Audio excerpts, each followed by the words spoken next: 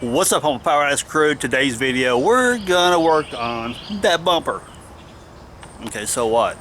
It's just a piece of 2" by 5" square tube, rectangular tubing, 1/4" wall. But here's the deal. I released a video on this thing right here, and I've also had other questions too.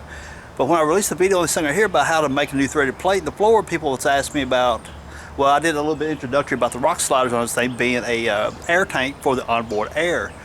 I've got some questions. Hey, are you going to do a video on onboard air? Well, yes, I am, but just not quite yet.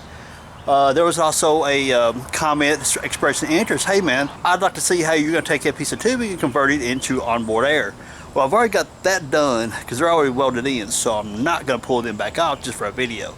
But that bumper just bolted on. So you know what? I'm going to take that right there off because that's the same type of tubing that's on this rig here, except that tubing is a little bit bigger than this tubing here.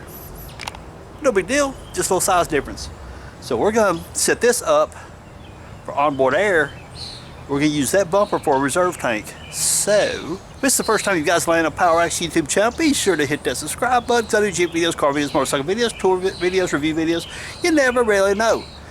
But I promise you might get a little something out of it, might learn a thing. So, hit that subscribe button, hit that little bell notification so you won't miss a thing. Let's get on with this video. Okay, so they're pointing back and forth. Rock sliders are on rust bucket right now. They're tacked in. They're not fully welded in. You can see a few spots up there where I've got them tacked in.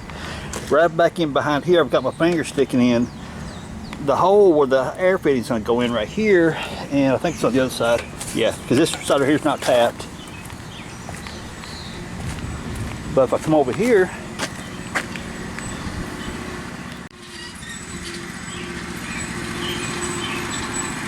had to wait for him to get by. He wasn't noisy.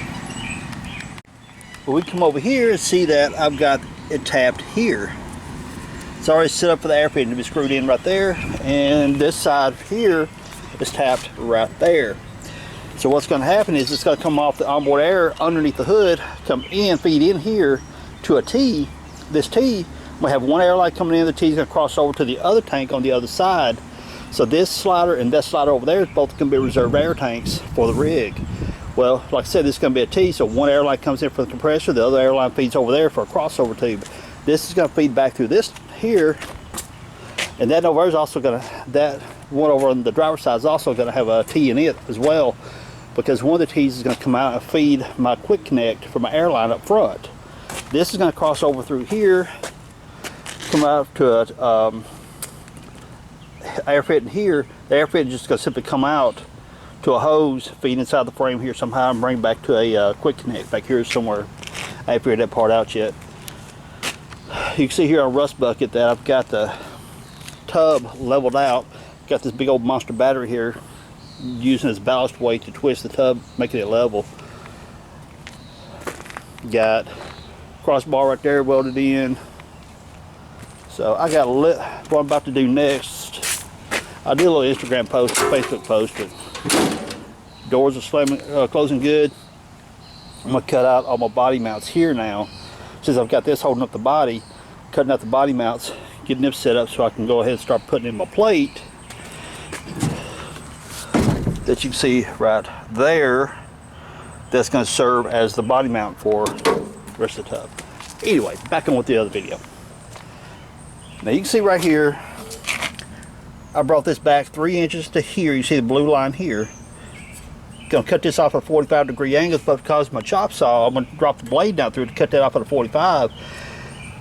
There's a bracket underneath here, but being that I can't lay the bracket downward on the chop saw and get this at a 45-degree angle, I projected the line down here so I can mark it on the other side and bring it back 45 degrees this way. The same over here, back 3 inches, 45-degree angles, drop it over so that way I can transfer my 45 this way for my blade to come down and chop it. So what we got to figure out is, up front, of course, the compressor is going to feed the line back here. And this is going to be the reserve tank, obviously. So where am I going to put my fitting? More than likely, I'm going to put it on this side right here. Run hard tubing down along the frame. I'm talking hard tubing like a 3/8 inch metal fuel line all the way down through there. I'd rather run metal than rubber down through there, because if I was to be out in the field playing, this rig right here, it gets out in the fields and stuff like that, or a little bit of dirt road wheeling, it doesn't get beat on that hard, versus this one. That's what I'm building it for, to beat the snot out of. So my airline's going to come back here into a T probably.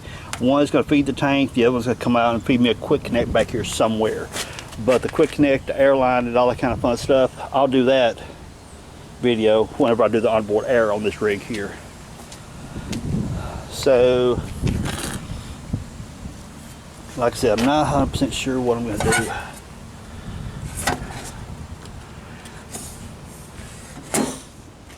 On second thought, what I'm going to do is I'm going to go ahead and tap this side, drill and tap this side. If I use both sides, great. If I only use one side, I can always put a pipe plug in one end of it to seal it off so it doesn't leak. But at least if I tap both ends, drill and tap both ends for air fitting, I'll have access to it whichever side I decide to run the airline on. So, yep, that's what I'm going to do. I'll drill and tap this side and drill and tap this side. Now a little bit about the material for the bumper. It does not have, this is 1/4 inch wall. It's because of throughout the years of fooling with different projects, I just have to acquire some of this metal sometimes. I know people who work in the metal industry, well they used to back years ago before he retired. He used to bring me scrap metal all the time. So this is stuff I've had laying around for years, and I just kind of make it for this, make it for that, whatever the case may be. But does it have to be rectangular tubing? No, it can be round tubing, it can be whatever you want to use. The thing I would recommend is the wall thickness be at least, if you can weld really well, 1/8 inch wall will work. But if you get out wheel and play a lot, I would recommend at least 3/16 wall. Because then if you drop off and you smack this bumper on the rock, something like that, with the 1/8 inch wall, you're going to dent it, you're going to beat it up a little bit. Versus this is 1/4 inch wall on this, but even at 3/16 wall thickness, the likelihood of you beating a hole in it is going to be very, very minimal. So honestly, I would recommend at least 3/16 wall thickness of tubing for a couple of different reasons. One, being much tougher if you drag it, drop it down on a rock or back up and hit something, whatever the case may be. Two, the thicker wall that the tubing is, the easier it is to weld, to get a good deep penetration in the weld, to be sure you don't have any air leaks. So, just a little heads up of what kind of material I recommend you using. I would recommend at least 3/16 wall, just to make life a little safer. I can say safer. It's not like it's going to blow the whole back end of the Jeep up or nothing. You're just going to knock a hole in, it's going to leak air into the day. But like I said, 3/16 wall, less likely for you to knock a hole in it, not to mention it's easier to weld. So totally your call. I spared you guys all the boredom of me cutting that off and grinding and all that kind of not so fun stuff. So now I've got this piece. This is 2.5 inches wide. This is only 2 inches here. This is 3/16. I got 2.5 inch. 2 inch would be much better because I can just walk around and cap it and not have to trim it. But hey, I'm going to use what I got, and I'm not going to go buy any metal for this right here. So what I'm going to be doing is I'll mark this about right along in there. Then I'll make, it's going to be 2 pieces. One here, one here. Therefore I can cap here, cap here. Now I'll take the plasma cutter to trim off the rest of it, then burn that weld in. So basically what's going to happen, cap here, cap there, and weld it up real good. I'm putting that 45-degree cut on the end of it just because I want a little bit of character to it. Now if you want to build your bumper, just flat cap it, that's fine, go for it. And if you're running round, you just cap the end of it. That's whatever you want to do. This is how I'm wanting to shape it. That doesn't mean you have to do that, okay? All it's got to be is airtight. That's all that really matters, okay? So do it how you want it. Well, I've got the end all welded up, capped up, and ground smooth. Because I like a nice smooth edge like this, so it just looks cleaner. So what I'll probably do is, since this old, you can tell I've had it on her for a while. So probably what I'll do is now, since I've got this capped off and I'm going to drill and tap for my air fittings and such, I'll probably go and take my wire brush, clean it up good, throw some paint on it, make it a little bit more pretty. Now we got to put in our air fittings. No, I have not welded that in down there yet. There's a reason why. Now I did say earlier that you want to do both ends, and you still do, but I went ahead and welded up this end just for the kicks and giggles. But what you could do or should do or whatever, go ahead and drill and tap for your air fittings here. I'm going to put one down there as well.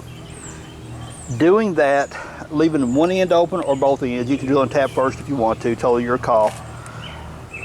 But leaving one end at least open, drill and tap, because whenever you tap those holes and drill and stuff like that, you're going to get shavings inside the pipe. So by doing that, get the shavings inside there, you want to get it out. So where I've got one end not welded in yet, I can drill and tap, turn it up on its end, bang, bang, bang, bang, and all the shavings will fall out of there, and you won't have them floating around inside your bumper or air tank or whatever it is you want to call it. So let's get ready to do some drilling and tapping. Now if you look real close, you can see the line right there, and you can see the center punch. That's where I'm going to drill and tap at. This is my mounting flange here. It just rolled. Where it's going to put it, heck, let's go over to the Jeep and I'll show you. Now, if y'all want to comment about my hitch, go for it. I don't give a darn, because this right here came off of a 3/4 ton Chevy that I used to have. That was my old rock crawler, honestly. And when I scrapped it out, I kept my axles, kept my transfer case, and kept my transmission, which I now traded all that off. I still got my axles, which my axles ended up under that. Anyway, 14 bolt, and it's an 8 lug Dana 44 front. But anyway, so yeah, I kind of modified this thing to fit. Had my old stick welder and burning babies in deep, and it's worked really well. I've had this thing loaded pretty heavy. That's just another topic though. So I measured it 2 inches from the mounting flange, which comes to the outside here. The bolt's coming right through here. So it's going 2 inches like this. We'll put, you can see about it, it's going to be right smack in the middle of the frame. So my air fitting is going to be about like right along here. That gets it on the inside of the body mount, away from junk being thrown on from the tire. And I'm not a fan of body lifts at all. This was on there whenever I first bought the Jeep, and well, I'm just not going to go through the headache of pulling it out, not knowing if I'm going to be twisting bolts and stuff in two. Just not going to do it. So hey, I'm not a fan of body lifts, but I'm just not going to go through it. Just not going to do it. So putting my air fitting about along in here works for me, but no, if you want to, you can put your air fitting right out here. But if you put air fittings out here, do not put your quick disconnect. The quick disconnect means where you snap your hose in and out. Do not put that there. Just put a screw-in fitting that you can run your hose up somewhere where you can put your quick disconnect. Because then any of the junk being thrown off the tire will just hit your hose or your barb fitting or whatever, and all the stuff you got here. It won't be throwing junk inside your quick disconnect. So do not put your quick disconnects here or over here, okay? Alright, let's do some drilling and tapping. Now here's the fittings we're going to be putting back there. You can see here, that's where I'm going to put my hose over top of it. I'll put a hose clamp on there, and it'll be just fine. But this is not regular threads, for the people who don't know. This is NPT, or National Pipe Thread. This is an NPT tap, and if you look real close, see if it picks it up. 1/4 18 NPT, which is that thread pitch right there. If you look real close, you can see that the threads taper. It goes from big down to littler right here. It kind of shaped like a cone in a way, I guess you might say. Now the NPT taps take a particular size drill bit right here. If you look real close on the tap, it's going to tell you what size drill bit, and it's 7/16 drill. Guess what size drill that is? 7/16. At Lowe's, and I'll try to put a link down below for you guys to get your tap and stuff. But at Lowe's, I picked this up, and it came with a drill bit and that as a kit. So. But don't try to drill your hole with that right there. That'd be a pain in the butt. What do you do then? Since I've got my center punch right there, I'm going to drill it with a small drill bit first. Drill it with a small bit first, then step up to your bigger bit. You'll save yourself a lot of time, a lot of headache, and possibly create new words that your kids shouldn't hear. So drill with a smaller bit first, then step up to the bigger bit. Put a little cutting oil on it and start drilling. Clean up the small shavings, put a little more oil in it, and start drilling. So I need to tighten my bit up a little more.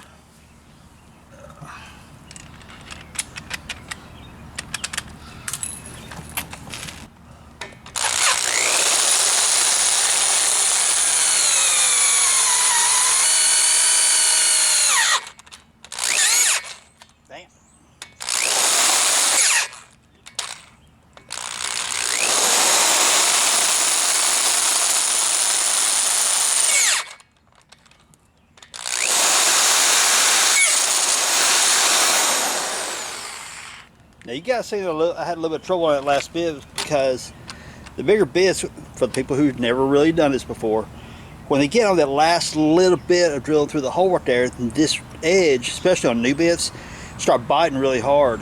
And if your bit happens to have those 3-step sides that goes beside here that the chuck bites into, the drill will probably want to break your wrist.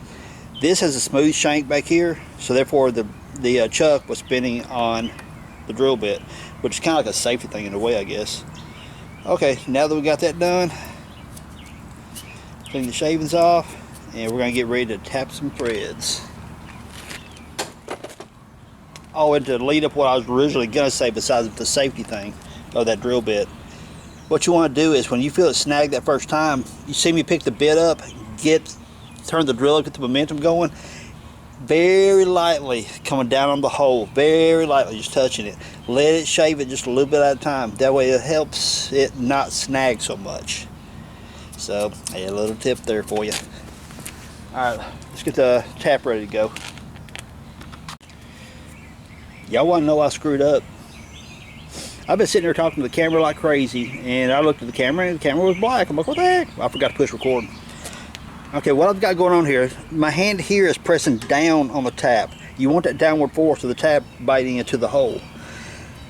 Then you want to take and turn like this, and you feel that tap start to cut into the metal. When you feel it bite into it, you feel that resistance of pulling, back it up, work with it. Just clean out the threads, pull a little bit more, you feel the threads biting, feel the cut. Don't get crazy with it, because if you get too nuts with it, trying to cut all the threads at once, you start breaking your flutes, the little threads in the flutes. Back it up. Here, now put a little bit of cutting oil on here. Like I said, I forgot to turn the drain camera on a moment ago. A little cutting oil on it, pour it right down through there.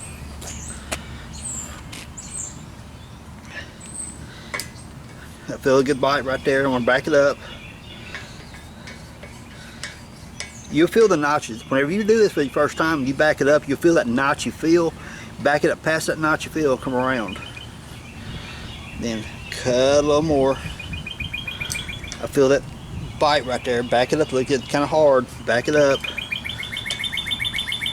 Cut out that notchiness feel. Now some of you is going to take me mention about my wrench and, hey man, that thing's so cool. Well, guess what? They don't make them anymore. Craftsman for a while made these super cool wrenches, and it says right there, made in USA. And this is part number X44666. And whenever I bought these, they were a 3-pack.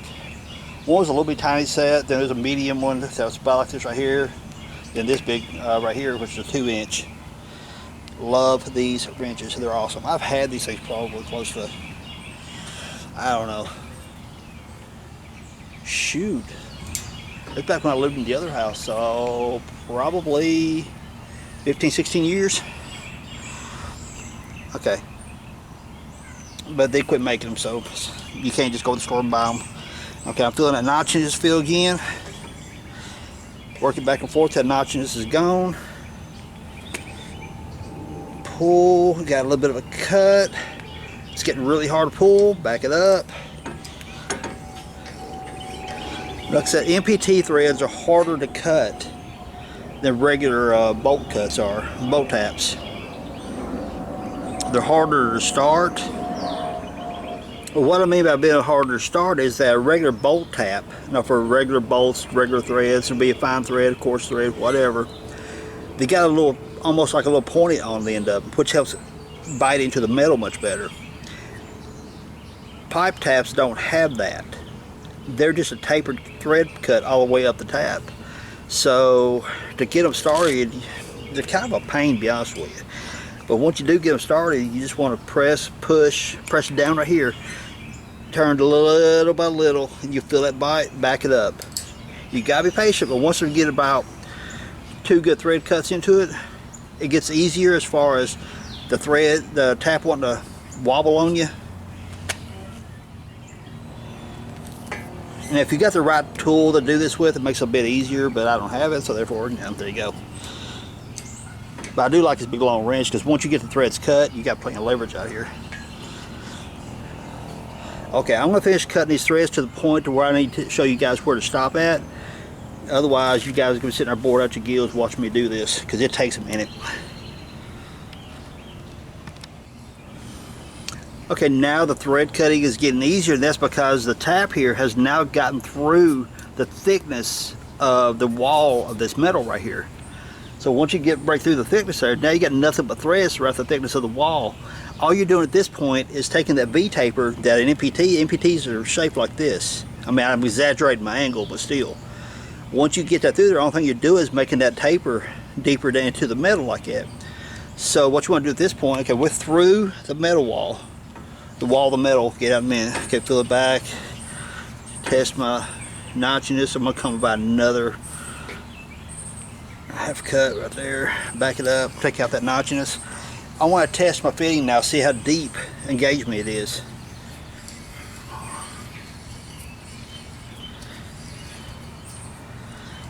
That'll help me determine whether I need to cut more depth into this.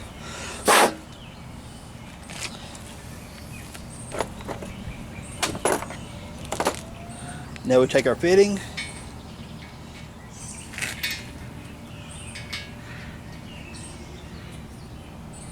Okay, see, it's already getting tight.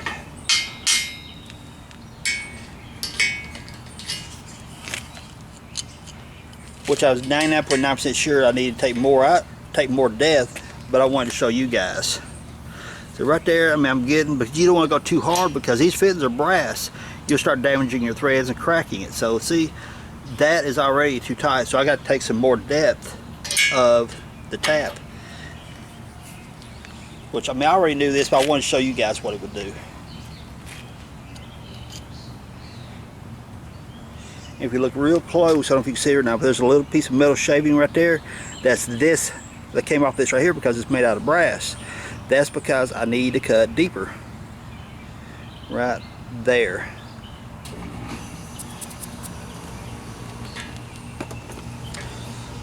Okay, I've made a few more turns. Unfortunately, I didn't count them, but here's what I'm going to do. Right there, I can feel it's about to cut again. So I'll make sure my threads are good and clean. Boom, it stops right there because it's wanting to cut again. Just for reference, I'm going to take my tape measure, go right here and look at it. Looks like I got about 7/16 at the top of that thread to the surface of the metal. Why does that matter? Because again, like I said, an NPT tap is tapered. Regular taps are like this, they're straight up and down. NPTs are like this. So the deeper you go into the metal, the wider it cuts that taper. That matters because of the fitting depth of engagement into the metal. So now let's take it out.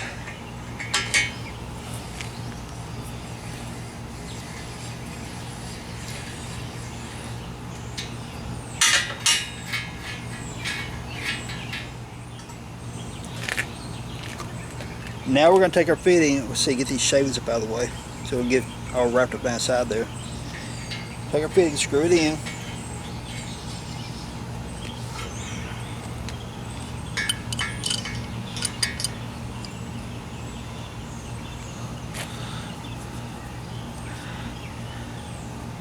Okay, I feel a little bit of resistance right there.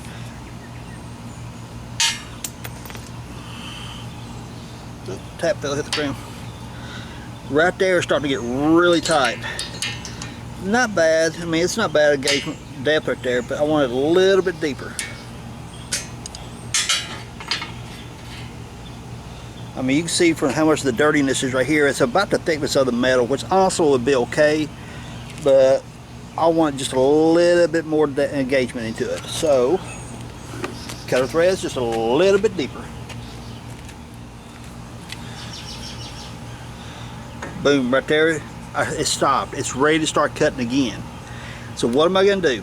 How much more do I want? I'm going to go 1, 2. I'm going to cut 2 more rounds or 2 more revolutions and stop and check my fitting again because I'm about where I want it to be. Go a little bit. Because what you really don't want to do is cut it too deep. Too deep can actually be a lot worse than not deep enough.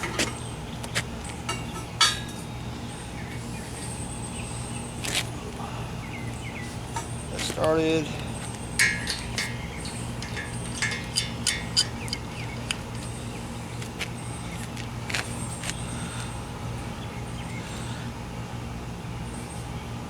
Right there, okay, darn skeeters, starting to get tight right there. I'm going to have to put a little pressure to it. So look at the depth of my threads. Remember, whenever you put these type of MPT threads in, some of you know it, some of you don't. When you got that Teflon tape, what you want to wrap your threads, wrap that Teflon tape around your fitting, and then screw it in there. Teflon tape provides a seal to prevent air leaks.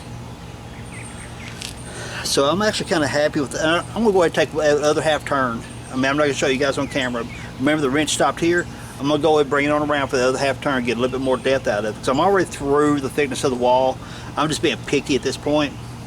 But again, you don't want to run so deep that your fitting bottoms out here, because you want that little bit of taper where the threads are actually forcing itself into here to an extent. Don't crank it tight, it can break your fitting.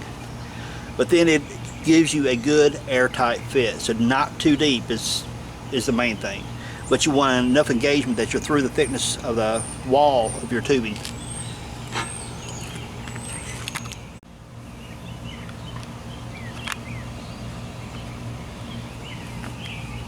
I'm gonna wipe this off.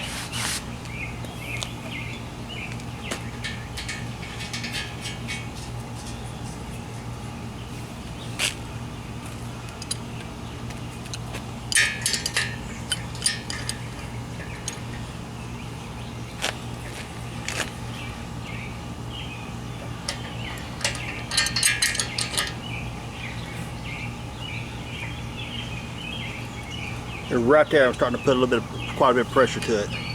You see, I've got just probably another thread and a half or so like that, more depth. I like that depth right there where I've got about 3 threads showing. That's where I'm comfortable at. I know that I've got good pressure within the threads, engaging into the threads of the tubing, but I don't have too much to where this fitting is going to bottom out and not enough pressure in the threads.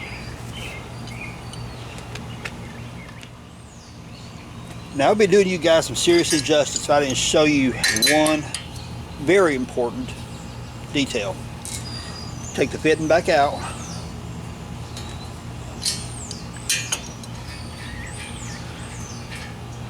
Got our fitting. Now here's that Teflon tape I mentioned a moment ago. It's just a really, really thin film plastic stuff.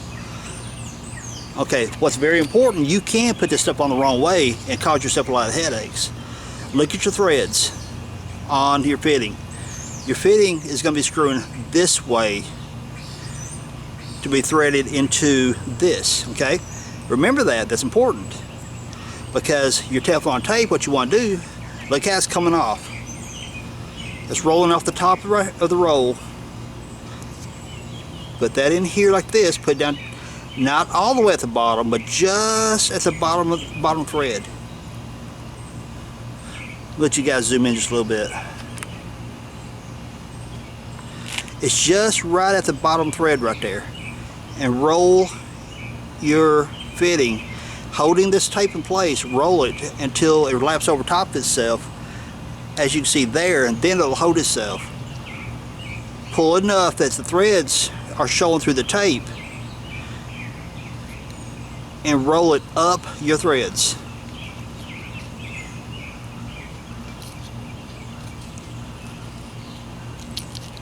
Then once you get to the point you got them all covered, all you gotta do is pull and it'll snap right off.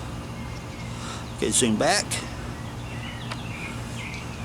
Now when you put it in, because of the direction you threaded the tape on, it won't come unraveled on you. If you put that tape on the wrong way, it'll actually unwrap the tape from the threads.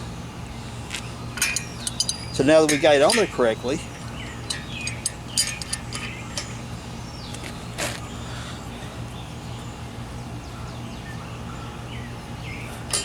you see, the threads are now got that Teflon tape in between the threads of the tubing and the fitting, providing a good airtight seal. Like I said, very important which way you roll the tape. Pay attention to that. Now that you've got all your holes drilled and tapped, remember we left that end open.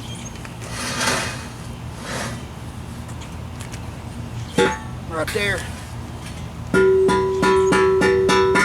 That will get all those shavings from drilling and tapping out of this. So whenever you go to pressurize the tank and you get ready to air up your tires, if you got any kind of metal shavings inside your tank here, you're not going to inject those metal shavings inside your tire, or if you run air tools off of it even, you're not going to inject those metal shavings inside your air tools.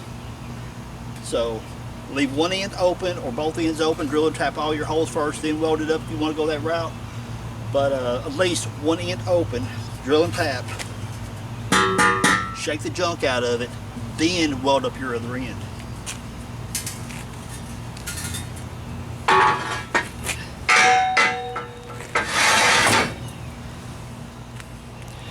So I'm not going to bore you guys to death watching me weld this other end up, so I'm going to go ahead and knock it off real quick, and I'll be back in a bit.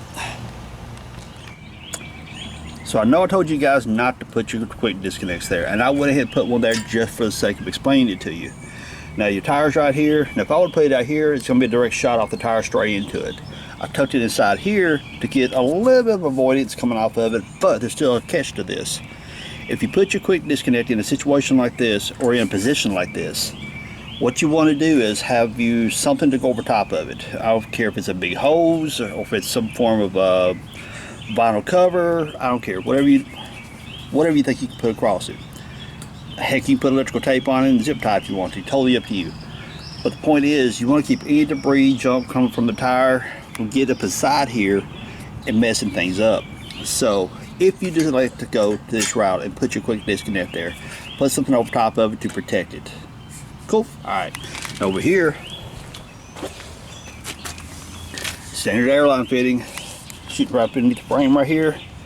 I can run my airline down into it. My exhaust is dropping down right here, so it kind of keeps it away from my exhaust. I can run my airline up along the frame, wherever I want to run it, as long as I keep it away from the exhaust, keep from heating the line up and burning it. So there it is. Now what I'm going to do right now, I'm not going to run it like this. I'm going to go ahead and probably, honestly, just give me some electrical tape, wrap over the end of it right here, wrap around it, and take a zip tie it on there so it doesn't get junk thrown up into it, or you know, bugs decide to build a nest up into it, or whatever the case may be, until I get ready to install my onboard air. Hey there, all my power-ass crew. Did you enjoy that video? Did you learn a little something from it? If you did, hit me that thumbs up. Subscribe if you haven't. Leave me some cool comments down below. And this video is actually, I guess in a way, kind of a request. When I released the video on Rust Bucket, making that little plate to tie the internal framework together, I had dropped a little Easter egg or a little mention about the rock sliders being air tanks. And that sparked a lot of interest. Was I going to do an onboard air setup? Yes, I am. I'm going to do one to this one and that one both. The only downside right now is the compressor that I was going to use to do the onboard air has locked up. So I got to go find another compressor. But as soon as I find one, I'll get started on that. I've got all the rest of the parts. I just need to get another compressor. So it is what it is. Now as for the material for the bumper slash air tank, or rock slider slash air tank for the Rust Bucket rig, I prefer to run at least 3/16 because then it's able to take some abuse and not knock a big hole in it for a leak or something. Not only that, you know, for people who can't weld thinner material, when you get into 3/16, a 1/4 inch plate, it's easier to weld, but there's a little caveat to that. The welder that you're using can either make or break your weld on thicker material. Now I'm using a Hobart H135, Handler 135. I've had that welder for 15 plus years. Probably closer to 20, to be honest with you. It is an awesome welder, but it is a 110 welder. It runs pretty hot, but 1/4 inch, what I ended up doing, okay, two pieces of plate, if you butt together like that, you need that little gap right here to push your weld down between the two plates. Well, if you go, the proper way of doing it is, this is one plate, this is one plate, grind the edges back to a bevel, like this. Whenever you make your weld, you make a root pass first. You fill in the bottom of the V here first. Then you come back and stack a weld here to fill in the V. Because root pass here in the bottom of the V, then run a pass here and run a pass here. That ensures that you've got great, you got good proper penetration, that you're going to be getting down inside the root, so you have good strength. Not only that, being airtight. So if you're welding thicker material and you don't have a super strong welder, bevel that material back, root pass, fill pass, fill pass, and there you go. Now that'll take care of you from there.